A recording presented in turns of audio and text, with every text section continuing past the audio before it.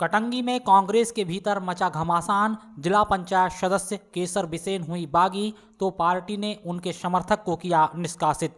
विधानसभा चुनाव में कांग्रेस पार्टी की तरफ से टिकट नहीं मिलने से नाराज 3 बार की जिला पंचायत सदस्य केसर बिसेन ने गुरुवार को अपने कटंगी आवास पर कटंगी और तिरोड़ी ब्लॉक अध्यक्ष के साथ प्रेस वार्ता करते हुए पार्टी से बगावत करने का ऐलान कर दिया है।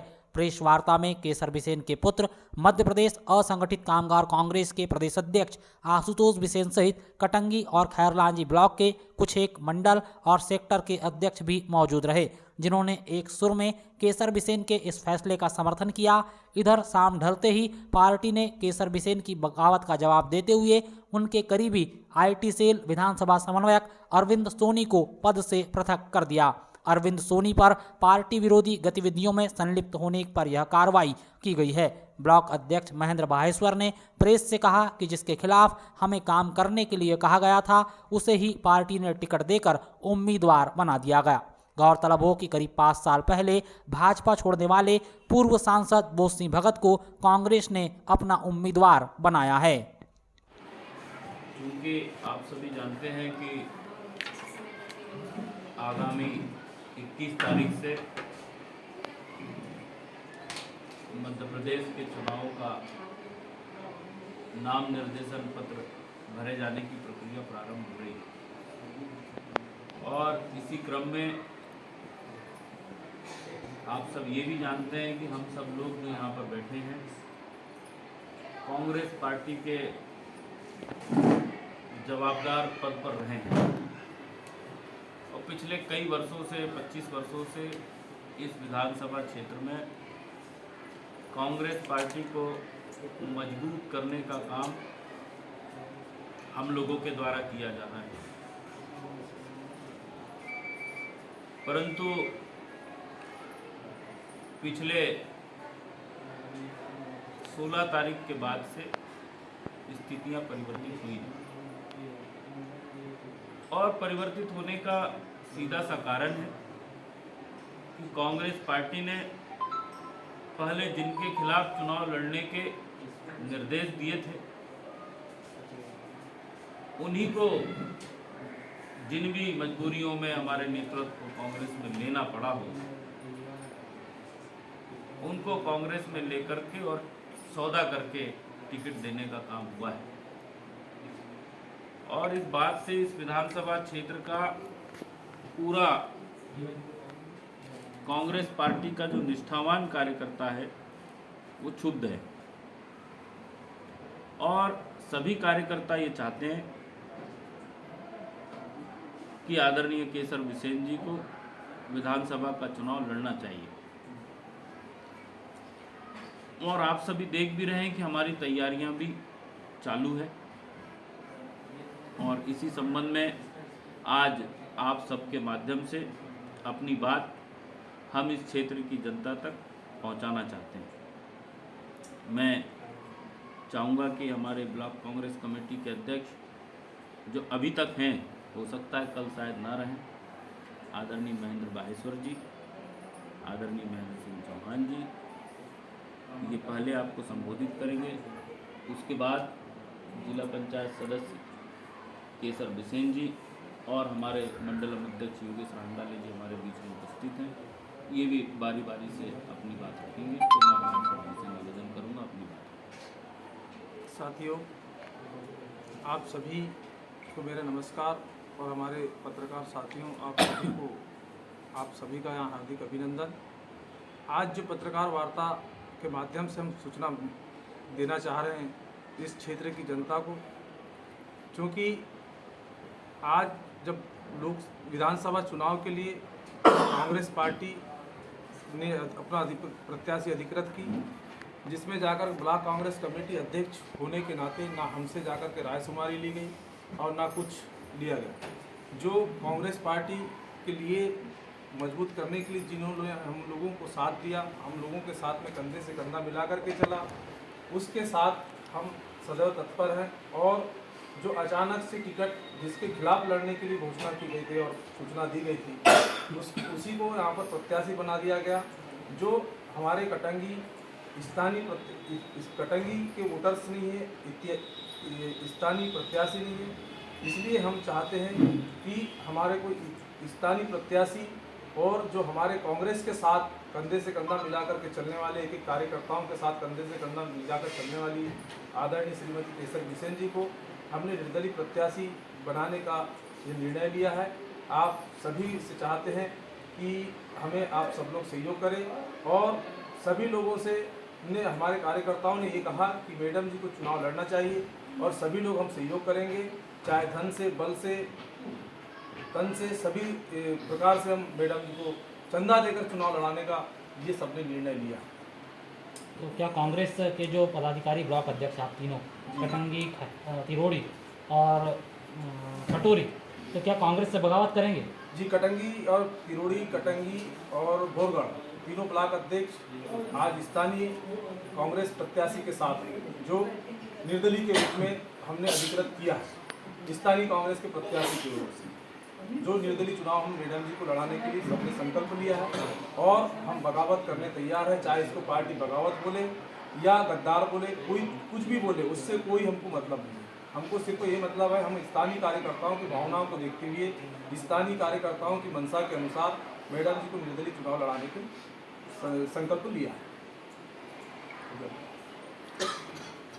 चौहान जी, हम सामने आओ।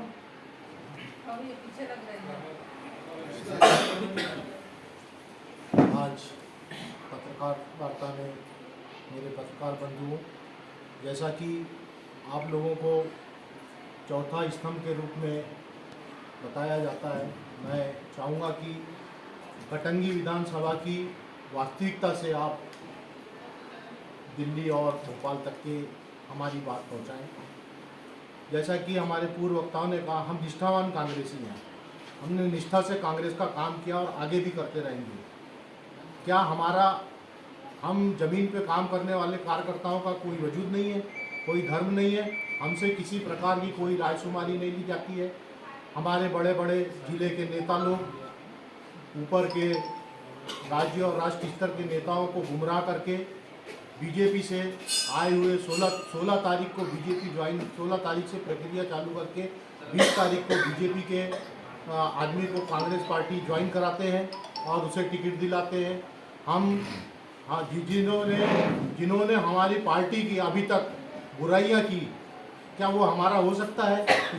इसलिए हम निष्ठा के साथ केसर मैडम के साथ में हमने विगत 15 से 20 वर्षों से कांग्रेस के लिए यहाँ काम किया है, जिसमें विशेषकर भगत जी को भी इस क्षेत्र से हमने विजय दिला करके विधायक भेजा, कामलाल सहारे जी को भी विजय दिला के विधायक भेजा। और ये लोग हमारे को गद्दार बोलते हैं। गद्दार कौन है वो तो समझ में आता है कि नगर पालिका के समय में किसने क्या गद्दारी की है, हमने की है या हमारे और भी किसी भाइयों ने की है। तो जिला पंचायत में गद्दारी किसने की है? भाई, मैडम को तो अधिकृत प्रत्याशी कमलनाथ जी ने कहा, जिला पंचायत का अधिकृत प्रत्याशी घोषित किया था, तब कहाँ गए थे हमको जो गद्दार बोल रहे हैं, गद्दार बोलने वाले, तब कहाँ गए थे? हम जो कर रहे हैं इन्हीं के अनुसरण पे, जी हमारे सीनियर है ना, हम इन्हीं के अनुसरण पे आज जो करने जा रहे हैं। हमारी निष्ठावान कार्यकर्ता श्रीमती केसर बिसेन है, हम सब उनके साथ हैं। तो आपको ऐसा लग रहा है कि नगर पंचायत चुनाव और जिला पंचायत चुनाव में गद्दारी हुई है कांग्रेस की तरफ से? बिल्कुल बिल्कुल हुई है। आप नाम क्यों नहीं ले रहे हैं उनका, जिनने गद्दारी किया है? नहीं, नाम नहीं लेंगे, वो खुद ही समझदार है, जिन्होंने किया होगा गद्दार वो खुद ही जाने। नहीं तो अपने बच्चों पे सिर पे हाथ रख के कसम खाएं कि हमने किया है कि नहीं किया है। हम तो जो भी करते हैं खुलेआम करते हैं। मैडम, कांग्रेस कमेटी के जो हैं ब्लॉक अध्यक्ष तिरोड़ी और कटंगी, ये दोनों आपके साथ हैं, ऐसे में आपका फैसला क्या है?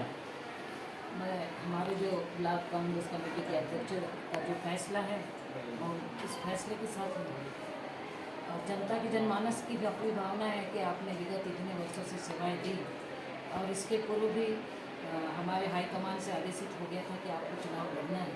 उसके बाद अचानक कोई पैराशूट आता है, उसको टिकट दी जाएगी तो हमारा संगठन और जनता भी अब इसको स्वीकार नहीं करेगी। इन मुद्दों को लेकर जनता के बीच में जाएंगे आप? मुद्दे तो बहुत सारे हैं, किसानों की समस्या है आए दिन। टिकट कटने से संबंधित मुद्दा रहेगा उसमें। टिकट टिकट छोटा संबंधित मुद्दा है। ये तो छोटा मुद्दा है, जनता का मुद्दा सर्वमान्य होगा और जनता का नहीं, कटंगी विधानसभा क्षेत्र के विकास का मुद्दा होगा, भ्रष्टाचार का मुद्दा होगा, उसमें भ्रष्टाचार कम कराया जाएगा, जो बेरोजगारी को दूर महत्वपूर्ण करने मुद्दा का है, मुद्दा रहेंगे। और हमारे यहाँ बहुत सारे खनिज संपदाएं हैं, उससे संबंधित विकास के कार्य कराए जाएंगे।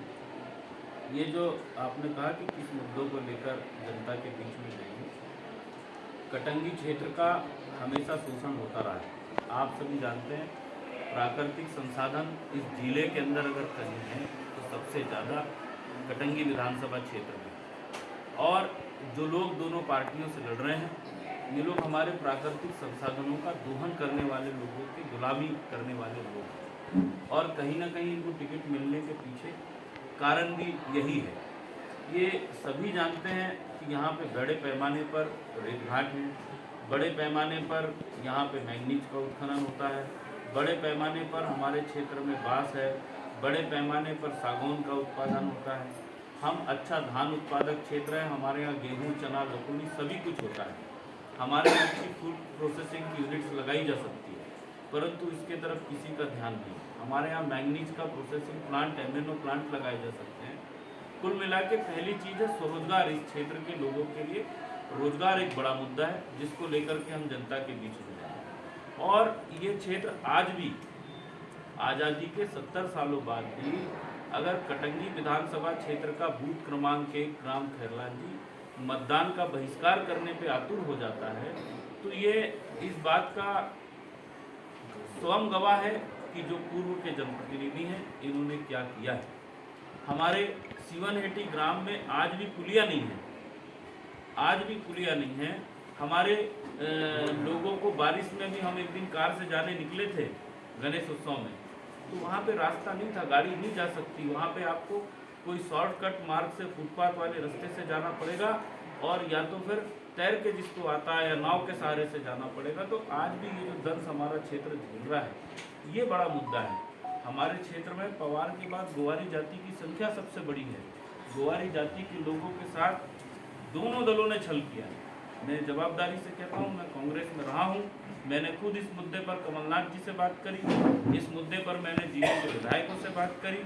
तो इस मुद्दे पर जब मैंने बात करी तो मेरी हंसी करी गई, और ये एक बड़ा मुद्दा है हमारे क्षेत्र के अंदर। सीवनहेटी का पुल, सीवनहेटी का जो आपने जिक्र किया, वो पुल क्यों नहीं बना, इसका कारण आपको मालूम है? मैं तो ये समझता हूँ कोई भी काम अगर नहीं हुआ तो उसमें जवाबदार जो व्यक्ति है उनकी उदासीनता ही सबसे बड़ा कारण है, दूसरा कोई कारण हो ही नहीं सकता। टिकट नहीं मिलने की एक बड़ी वजह ये बता रही है कि कुछ लोग, जैसे जन चर्चा है कि आप लोग भाजपा के एक मंत्री हैं गौरी शंकर बिसेन, उन लोगों से आपके संबंध लगातार को लेकर चर्चा क्या होती रहती संबंध है हमारे उनसे? जो लोग ये बोलते हैं, मैं पूछना चाहता हूँ, जब गौरी शंकर बिसेन कटंगी आते हैं तो टामदल सारे क्या भोजन करते हैं? गौरी शंकर बिसेन जी कटंगी आते हैं तो नीरज हिरावत क्या भोजन करते हैं? मेरे यहाँ तो सिर्फ एक बार आए थे जिला पंचायत की समिति के चुनाव में, वो भी मैंने बुलाया नहीं था, मेरे घर बगैर बुलाए वो आए थे। और जब मेरे यहाँ गणेश जी बैठी हुई थी, वो गणेश जी की पूजा कर रहे थे, तब मम्मी सारे जिला पंचायत सदस्यों को लेके बालाघाट चली गई। संबंध होते तो क्या संबंध होते तो मैं क्या जिला आपकी- पंचायत अध्यक्ष नहीं बनते? संबंध होते तो मैं आपको बताना चाहता हूँ, उन्होंने मुझे ऑफर किया था कि हम आपकी मम्मी को जिला पंचायत का अध्यक्ष बनाने तैयार हैं। 8 वोट तुम्हारे पास है, 8 वोट हमारे पास है, 8 दूनी 16 होता है। अगर हमको उनसे साठगांठ ही करना होता तो हम जिला पंचायत के अध्यक्ष पद पर काबिज हो चुके होते।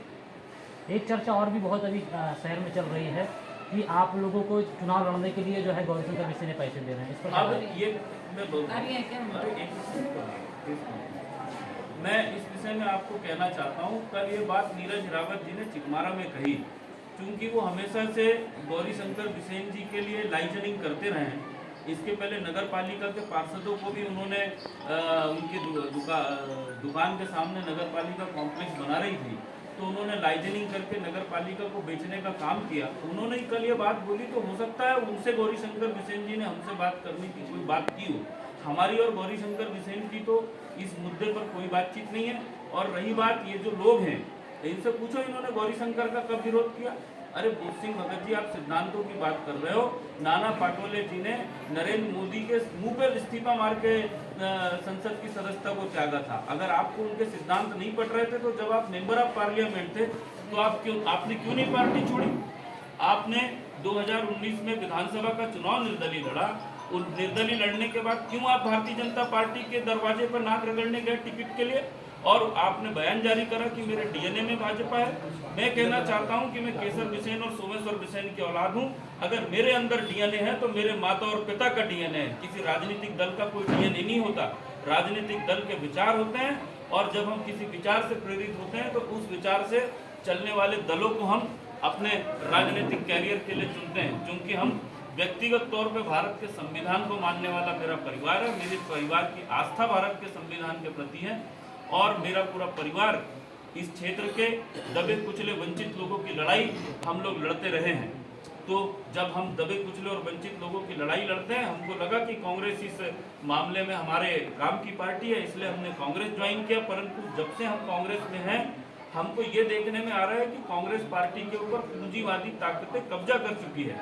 जो पार्टी गांधी ने बनाई थी, जिसकी एओ हीम ने 1818 में स्थापना की थी, वो सिद्धांत धूमिल हो चुके हैं और सारी पार्टी के ऊपर पूंजीवादी और सामंतवादी ताकतों का कब्जा हो चुका है। इस वजह से हमको निर्दलीय चुनाव में, क्योंकि हमको सामंतवादी ताकतों के हम हमेशा खिलाफ रहे हैं, पूंजीवाद के हम हमेशा खिलाफ रहे हैं। हम सबको समान अवसर मिलना चाहिए, इस मानसिकता और इस विचारधारा के साथ हैं। अम्बेडकर की, फूले की और भगवान बिरसा की विचारधारा के साथ हैं, और कांग्रेस पार्टी इस विचारधारा पे चलते रहती।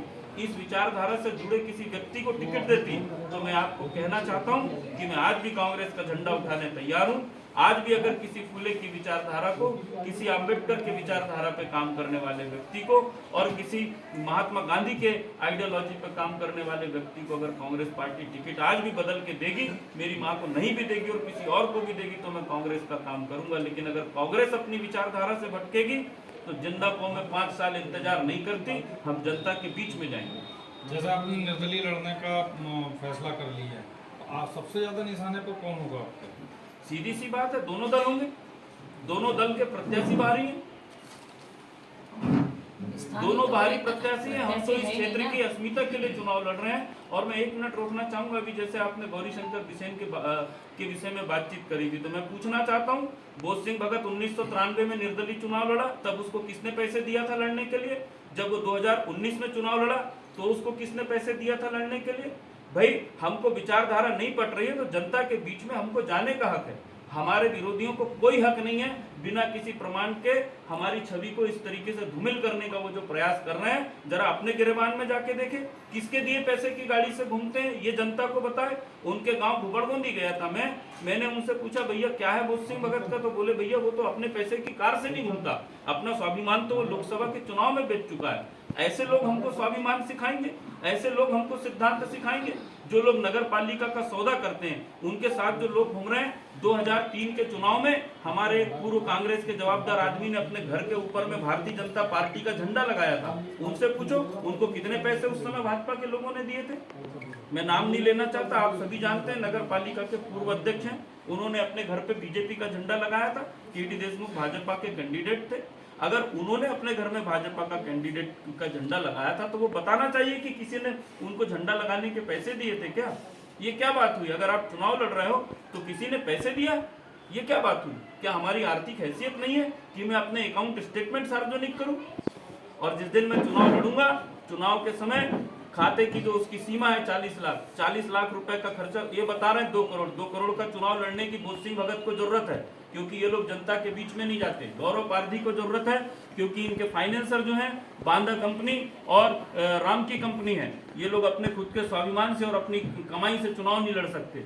और हम लोग अपनी मेहनत मर्जी, अपनी खून पसीने की कमाई से अर्जित धन से चुनाव में जाने वाले हैं। और जो चुनाव का खाता खोला जाता है, 40 लाख रुपए उसकी सीमा तय की गई है।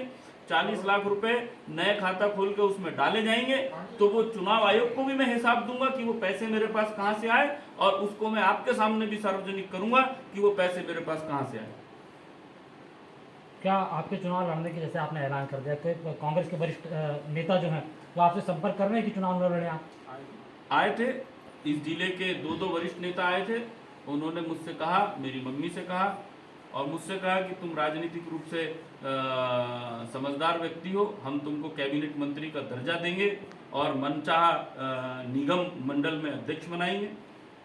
आपको पार्टी के लिए या बोध सिंह भगत के लिए सरेंडर करना चाहिए। आपका भविष्य है। आपका भविष्य। पर मैं आपको बताना चाहता हूं 2018 के चुनाव में भी हमको यही कहा गया था कि आपका भविष्य है, आपको एडजस्ट किया जाएगा, आपको मान सम्मान दिया जाएगा, 2023 में टिकट दी जाएगी।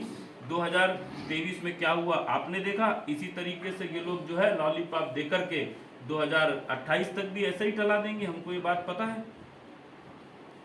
अभी आप किन मुद्दों को लेकर जनता के पास जाएंगे? जो अभी तक तो आप कांग्रेस की विचारधारा से और कांग्रेस में रहकर आप काम कर रहे थे, अब आप किन मुद्दों को लेके? देखिए, जो बात है विचारधारा की, तो विचारधारा जो है मैंने आपको पहले ही बताया, भारत के संविधान की विचारधारा और मेरी विचारधारा एक है। मैं समाजवाद को मानता हूं। भारत के संविधान में भारत को एक संवैधानिक राष्ट्र का दर्जा दिया गया है और मैं समाजवादी मानसिकता का हूँ, समाजवादी पार्टी का नहीं। समाजवाद एक मानसिकता होता है, सेकुलरिज्म जिसको कहते हैं। तो मैं सेकुलर सोच के साथ मेरी विचारधारा में, मेरे परिवार की विचारधारा में और मेरे साथियों की विचारधारा में कहीं कोई बदलाव नहीं है। और रही बात चुनाव के मुद्दों की, तो मैंने आपको पहले भी बताया कि आज भी कटंगी विधानसभा क्षेत्र का बूथ क्रमांक 1 अपना मतदान का बहिष्कार करने पर आतुर है। आज भी सीवनहेटी ग्राम मतदान का बहिष्कार करने पर आतुर है। मतलब कहीं ना कहीं विकास से हम लोग, हमारा विधानसभा क्षेत्र अछूता है और हम जहां तक आज तक विकास पहुंच नहीं पाए, हम उन एरियाज पे अप्रोच करेंगे। वहां पे कैसे पुल पुलिया बने, वहां के लोगों को कैसे आवागमन के साधन जुटे, इस विषय पर ध्यान देंगे। इस क्षेत्र के अंदर शिक्षा के क्षेत्र में क्या किया जा सकता है, कैसे इस क्षेत्र के लोगों को अच्छी से अच्छी शिक्षा और बिना पैसे के प्रोवाइड कराई जा सकती है, उसके ऊपर ध्यान देंगे। इस क्षेत्र में प्राकृतिक संसाधन प्रचुर मात्रा में है, यहाँ पर रोजगार पैदा किया जा सकते हैं। तो रोजगार कैसे पैदा हो, कैसे यहाँ पर उद्योग स्थापित हो, कैसे यहाँ के स्थानीय युवाओं को स्थानीय स्तर पर रोजगार मिल पाए, इस दिशा में हम लोग जाएंगे। मेरा आखिरी सवाल आपसे रहेगा कि क्या अगर आप चुनाव जीतते हैं तो कांग्रेस के साथ जाना चाहेंगे या फिर बीजेपी के साथ? ये आपका बहुत अच्छा प्रश्न है कि आप किसके साथ जाना चाहेंगे। मैंने आपसे पहले भी कहा कि मैंने और मेरे परिवार ने या केसर बिसेन जी ने निर्दलीय चुनाव लड़ने का फैसला किया है। हमने विचारधारा नहीं बदली है, तो हम अपनी विचारधारा के साथ जाएंगे।